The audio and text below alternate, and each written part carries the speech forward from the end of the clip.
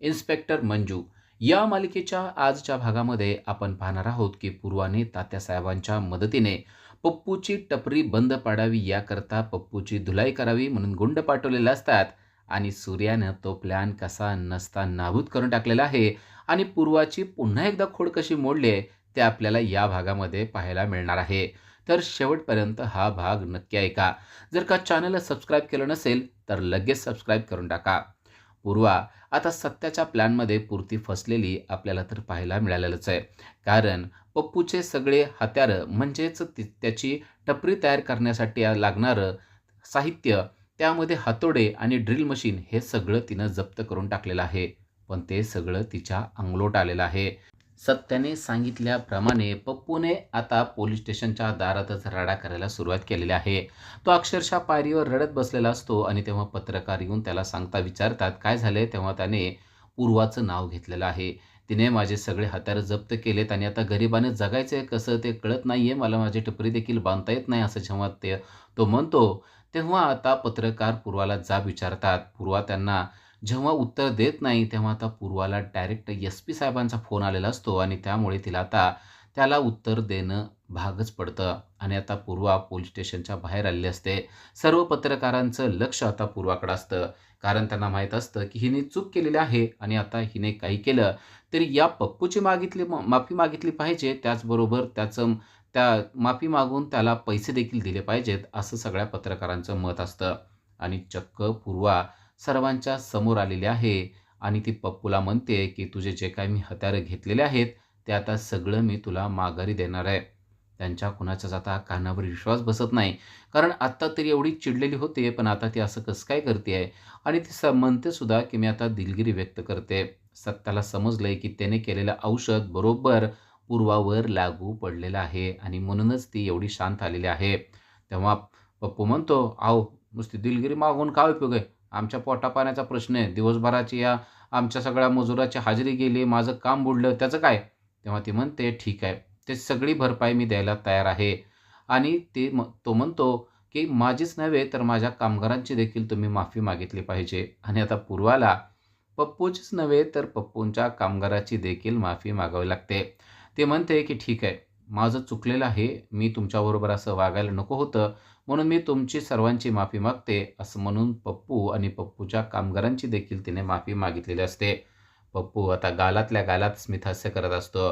कारण सत्याने त्याला ज्याप्रमाणे सांगितलं होतं त्याप्रमाणे तो वागलेला असतो आणि बरोबर पूर्वाची खोड त्याने चांगलीच मोडलेली असते. आता पत्रकार त्याला विचारतात, "अजून काय तुम्हाला पाहिजे का?" तो म्हणतो, "आता काय नाही. आता मी माझं पोट भरू शकतो आणि इथं टपरी देखील टाकू शकतो. आता मला काही नको." असं म्हणून तो खुश झालेला आहे असं दाखवतो. पण पूर्वा मात्र भलतीच चिडलेली असते. ती वरून जरी दाखवत नसले तरी मनातून मात्र भयानक चिडलेले आहे. ती पाहते की बाहेर सत्या उभा आहे. ती सत्याच्या जवळ जाते आणि सत्याला म्हणते की तुला वाटत असेल तू जिंकलायस, पण लक्षात ठेव तू माझ्याशी पंगा घेतलेला आहेस. हे तुला खूप महागात पडणार आहे. सत्या तिला काहीच बोलत नाही. ती सत्याला म्हणते, "तू ज्या आगीत हात घातलायस ना त्यामुळे तुझे हात होरपळून निघतील, ही गोष्ट लक्षात ठेव." सत्या म्हणतो, "तुम्ही विनाकारण माझ्यावर काही आळ घेऊ नका आणि राहिला प्रश्न आगीत हात घालण्याचा, मला तर वाटतंय की तुमच्याच हाताला बँडेज करावं लागतंय की काय?" असं म्हणून सत्यानं तिचा चांगलाच अपमान केलेला असतो. पूर्वा खूप रागावलेली असते, खूप चिडलेली असते. तिच्या डोक्यामध्ये खूप राग गेलेला असतो. ती आता पोलीस स्टेशनमध्ये जाते. स्वतःच्या केबिनमध्ये जाऊन खुर्चीवर बसते आणि ती आरडाओरडा करायला सुरुवात करते. त्यावरच्या फाईल पाडायला लागते आणि आरडाओरडा करून म्हणते, "सत्या, तू हे चांगलं केलेलं नाहीयेस. याचा बदला घेतल्याशिवाय ही पूर्वा पाटील राहणार नाही, एवढं लक्षात ठेव."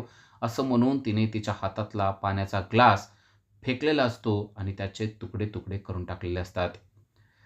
रात्र झालेली आहे आणि सत्या आता घरी आलेला आहे. मंजू त्याला समजावून सांगण्याचा प्रयत्न करते. "सत्या, अरे त्या पूर्वा पाटीलच्या तू नादी लागू नकोस. ती बाई कसली आहे माहिती आहे ना? ती सहजासहजी सगळ्या गोष्टी सोडून देणारातली आहे असं मला वाटत नाही." सत्या म्हणतो, "नाही देऊ दे. मी तरी कुठं म्हणतोय त्यांनी सोडून द्यावं. आणि काय करतील त्या करून करून? एखाद्या खोट्या केसमध्ये मला अडकवतील आणि जेलमध्ये टाकतील. एवढंच ना? पण त्यात पण मी खुश आहे." तेव्हा मंजू म्हणते, "असं का बोलतोयस तू?" तो म्हणतो, "अगं आता काय होतंय? तुम्हाला फक्त सकाळी आणि संध्याकाळी दिसते. पण मी जेलमध्ये असेल तर तुम्हाला दिवसभर दिसू शकशील ना? असं म्हणून सत्यानं खरं तर मंजूचं मन जिंकलेलं असतं.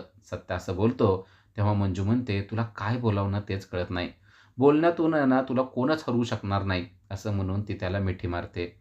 जशी ती त्याला मिठी मारते, तसं सपना आणि माया या दोघीही टेरेसकडे आलेल्या आहेत आणि त्या पाहतात, आता हाच तो क्षण आहे या दोघांनाही कॅप्चर करण्याचा, म्हणजेच यांचा व्हिडिओ काढण्याचा. सपनाने लगेच मम्मी साहेबांना मोबाईल दिलेला असतो आणि मम्मी साहेब त्यांच्या मोबाईलवर सत्या आणि मंजू यांचे व्हिडिओ शूटिंग करतात. ते दोघेजणी मिठी मारत आहेत असं. कारण हाच व्हिडिओ आता त्यांना पूर्वाला पाठवायचा आहे. पण जेव्हा ते हा व्हिडिओ काढत असतात, तेव्हा सत्याचं लक्ष जातं आणि सत्याला कळतं, की आपलं कोणतरी व्हिडिओ शूटिंग करत आहे. त्याला माहीतच असतं, की हे सगळं मम्मी साहेबच करू शकत असतात. तो पटकन मंजूला बाजूला सरकवतो आणि टेरेसच्या दरवाजाकडे जातो. तोपर्यंत सपना आणि माया दोघीही फरार झालेल्या असतात. मंजू त्याला विचारते, "काय झालं? तू असा झटकून का निघून गेलास?" पण सत्या तिला काय सांगत नाही. "काय नाही, ते असंच गेलो होतो तिकडं." ती म्हणते, "काय झालंय का सत्या? काय प्रॉब्लेम आहे का?" सत्या मात्र काय सांगत नाही. सत्या म्हणतो, "हे बघा, आता तुम्ही दिवसभर काम केलंय ना, तुम्ही कंटाळला असाल. तुम्ही जाऊन आराम करा बरं. मी जरा वरच थांबतो, थोडा वारा खातो आणि मग जातो झोपायला." तेव्हा मंजू देखील त्याचं ऐकते आणि टेरेसच्या खाली जाते. सत्यानं तोपर्यंत बलमाला फोन लावलेला असतो आणि बलमाला तो म्हणतो, "माझं एक काम आहे तेवढं करायचं." बलमा म्हणतो, "बोला की काय करायचंय?" तो म्हणतो, "आपल्या घरातलं वायफाय आहे ना, तो बंद करून टाकायचा आहे." बलमा म्हणतो, "काय झालं?" तो म्हणतो, "जेवढं सांगितलंय ना तेवढं पटकन करा." आणि बलमाने पटकन वायफाय बंद करून टाकलेला असतो. बलमा आणि जड्या एकमेकांशी बोलत असतात. जड्या म्हणतो, "काय झालं? एक तर सकाळपासून मोबाईलला रेंज नाही आणि आता वायफाय पण बंद केलं तर कसं व्हायचं?" बलमा म्हणतो, "पण नक्कीच काहीतरी सत्याच्या मनात असणार आहे म्हणून त्याने हे करायला लावलंय. आपण बंद करून टाकूया वायफाय." असं म्हणून त्याने बंद करून टाकलेलं असतं. पण आता माया आणि सपना मात्र भलत्याच खुश झालेल्या आहेत. कारण आता त्यांच्याकडे सत्याच्या विरोधातला एक मोठा पुरावा तयार झाला आहे आणि आता हा पुरावा पूर्वाला पाठवून आपण शाबासकी घ्यायची म्हणजे पूर्वा घरी येईल आणि या नेबुलेटला घराच्या बाहेर काढेल. या गोष्टीवर माया भलतीच खुश झालेली असते आणि सपना देखील तिच्याबरोबर खुश झालेली असते आणि टाळ्या देत असते. आता आपण लगेच हा व्हिडिओ पाठवूया असं ती सपनाला सांगते. सपना देखील लगेच WhatsAppवरून तो व्हिडिओ पाठवते आणि सपना म्हणते, "आत्ता हा व्हिडिओ गेला, अपलोड झाला. आता आपलं कामच झालेलं आहे." सपना आणि माया दोघीही भलत्याच खुश झालेल्या असतात. कारण आता त्यांना मोठी शाबासकी मिळणार असते आणि मंजू कायमची घरातून जाणार असते, असं त्यांना वाटत असतं. त्यानंतर सपना म्हणते, "आता जाते मी झोपायला." सपना झोपायला जाते आणि मम्मी साहेब देखील त्यांच्या बेडवर शांतपणे झोपतात. तेवढ्यातच सत्या तेथे आलेला आहे. कारण सत्याला माहिती आहे यांनी काय केलंय ते. सत्या पाहतो मम्मी साहेब शांत झोपलेले असतात आणि जवळच त्यांचा मोबाईल असतो. सत्यानं तो मोबाईल आहे तो घेतलेला आहे आणि उघडून पाहिलंय तर खरोखरच त्याला दिसतं, की त्यांचा व्हिडिओ त्यांनी शूट केलेला आहे. नुसता शूटच केलेला नाहीये, तर तो पूर्वा पाटीलला पाठवलेला देखील आहे. सत्याला मम्मी साहेबांचा खूप राग आलेला असतो. पण तो काहीच बोलत नाही. त्याने तो व्हिडिओ डिलीट करून टाकलेला असतो आणि त्यामुळं तो आता पूर्वाला मिळणार नाही याची दक्षता त्याने घेतलेली असते आणि त्याचबरोबर गॅलरीतून देखील तो त्याने डिलीट करून टाकलेला असतो. सकाळी जेव्हा मम्मी साहेब उठतात तेव्हा खुश होतात आणि म्हणतात, की पूर्वाचा आता फोन येऊन गेलेला असेल, बघू तर आपण असं म्हणून ते जेव्हा मोबाईल चेक करतात तेव्हा त्यांना दिसतं, की त्यांचा व्हिडिओ डिलीट झालेला आहे. तो पाठवलेला आहे त्यातून पण डिलीट झालेला आहे आणि गॅलरीतून पण डिलीट झालेला आहे. असं कसं झालं हे मात्र त्यांना कळत नाहीये. तर इकडे पूर्वा खूपच चिडलेली आहे आणि ती तात्यासाहेबांकडे गेलेली आहे आणि ती तात्यासाहेबांना झालेला अपमान जो आहे ते सांगत आहे. तेव्हा तात्यासाहेब पूर्वाला सांगतात, "मी तुला अगोदरच सांगितलेलं आहे. सत्या आणि मंजू हे काय हलके नाहीयेत. तू त्यांना एवढं हलक्यात घेऊ नको. पण या झालेल्या गोष्टीचा, या अपमानाचा बदला मात्र तू घ्यायला पाहिजेस." तेव्हा पूर्वा म्हणते, "या अपमानाचा बदला मी लवकरात लवकरच घेणार आहे आणि तो जो पप्पू आलाय ना, त्याचा देखील मला बदला घ्यायचा आहे. कारण सर्वांच्या समोर त्याने मला माफी मागायला लावली आहे, या गोष्टीचं तिला कितीतरी वाईट वाटत असतं." त्यानंतर पप्पूची टपरी मात्र पूर्वाच्या पोलीस स्टेशनच्या समोर अगदी व्यवस्थितपणे सुरू झालेली आहे आणि सत्यानेच त्याचं उद्घाटन केलेलं आहे.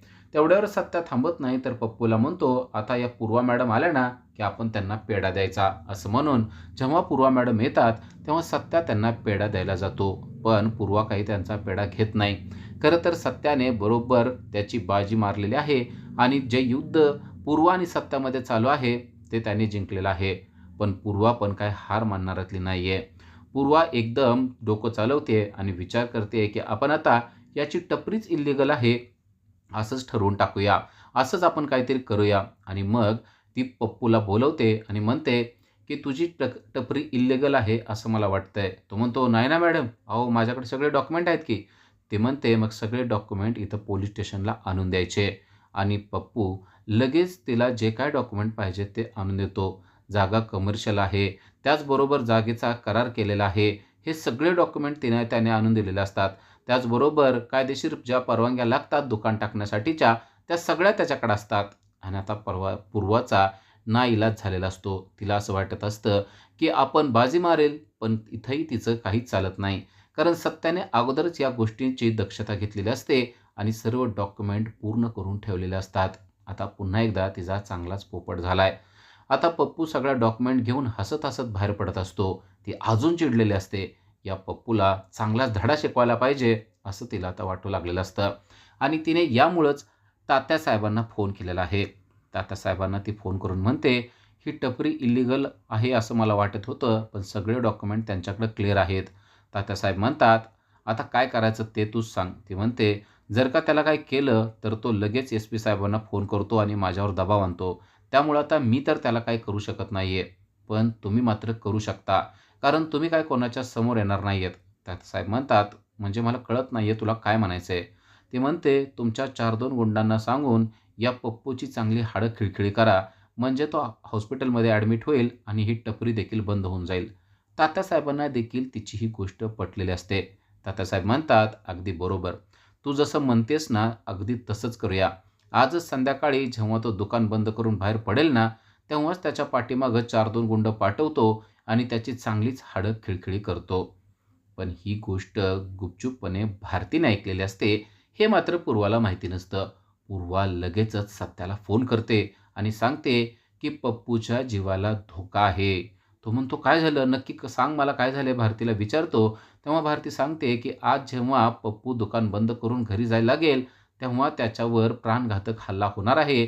कारण मी असं ऐकलेलं आहे, की त्यात गुंड त्याला मारण्यासाठी पाठवण्यात येणार आहेत. असं काहीतरी मॅडम बोलत होत्या आणि ते मी ऐकलेलं आहे. बास, आता सत्याला बरोबर टीप मिळालेली असते. सत्या म्हणतो, "तुम्ही ठेवा फोन. आता मी काय करायचं ना ते करतो." भारतीनं फोन ठेवलेला असतो. सत्यानं लगेच पप्पूला फोन लावलेला असतो आणि पप्पूला तो सांगतो, की "आज जेव्हा तू दुकान बंद करून बाहेर जाशील, एकटा असशील तेव्हा तुझ्यावर प्राणघातक हल्ला होणार आहे."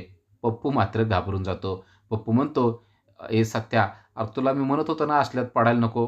मी यार चांगला माझा बिझनेस करत होतो का नाही? चांगलं इम्पोर्ट एक्सपोर्ट करत होतो. तू उगाच ह्या दुकानात मला बसवलंय. आता मेलो मी, माझं काही खरं नाही. आता सध्या मी काय करू? आता कुठं जाऊ का नको का काय करू? नाहीतर असं करतो दुकानातच बसतो, शटर बंद करून आतच बसतो." सत्या म्हणतो, "अरे काय काळजी करू नको. सत्या आहे ना तुझ्या पाठीशी. तुझ्या केसाला देखील धक्का लागू देणार नाही. डोंट वरी. तू आता संध्याकाळी जेव्हा तुझं दुकान बंद करशील ना, तेव्हा नेहमीप्रमाणे तू बाहेर निघ आणि गाडीवर तू एकटा जरी असला ना, तरी काळजी करू नको. या सत्याची गाडी तुझ्या पाठीमागं असणार आहे. फक्त मी लगेच येणार नाही. थोडासा दम तू काढावा लागेल." तो म्हणतो, "पण येशील ना? नाहीतर हे माझं मारून-मारून भरीत करतील आणि शेवटी तू येशील पोलिसांसारखा." तो म्हणतो, "नाही रे, तू काय काळजी करू नको. मी बरोबर येतो." आणि आता बरोबर संध्याकाळ झालेली असते आणि त्याने दुकान बंद केलेलं असतं. दुकान बंद केल्यानंतर तो आता सगळं बंद करून घरी जाण्यासाठी त्याने त्याची गाडी काढलेली असते आणि तो आता गावाच्या रस्त्याच्या बाहेर आलेला असतो आणि बरोबर पूर्वाने त्याच्यावर लक्ष ठेवलेलं असतं आणि तात्यासाहेबांना बातमी दिलेली असते, की तो आता निघालाय म्हणून. तात्यासाहेबांनी देखील त्याच्या मागोमाग लगेच गुंड पाठवले असतात. 5-6 गुंड त्याच्या मागोमागच येत असतात. आता ही गोष्ट पप्पूच्या देखील लक्षात आलेली असते.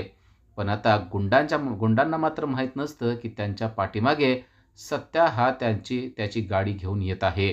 ते गुंड आता त्या पप्पूच्या मागोमाग जात असतात आणि जेव्हा ते पप्पूला एका ठिकाणी अडवतात, तेव्हा पप्पू घाबरू लागतो आणि "वाचवा, वाचवा" म्हणू लागतो आणि ते त्याला म्हणतात, "आता काय वाचवा? आता तुझी हाडं खिळखिळं करून हॉस्पिटलमध्ये जाऊन मस्तपैकी झोपायचं. आता टपरीवर दिसायचं देखील नाही." असं म्हणतात आणि तेवढ्यात ठाण्या वाघ सत्याची एंट्री झालेली आहे.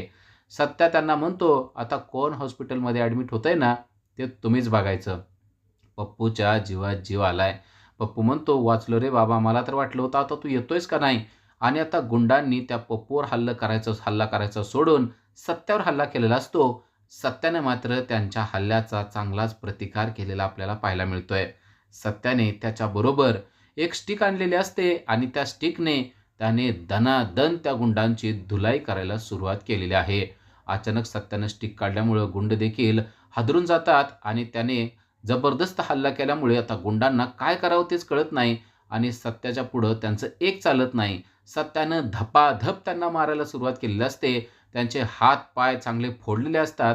आता त्यांना खरं तर पप्पूची हाडं खिळखिळी करायची असतात, पण सत्याने त्यांचीच हाडं खिळखिळी करून टाकलेली आपल्याला पाहायला मिळत आहेत. सत्याचा पोट भरून मार खाल्ल्यावर त्यांना कळतं, की आता आपलं काही खरं नाही आणि त्याने त्यांची गाडी काढून तिथून धूम ठोकलेली असते.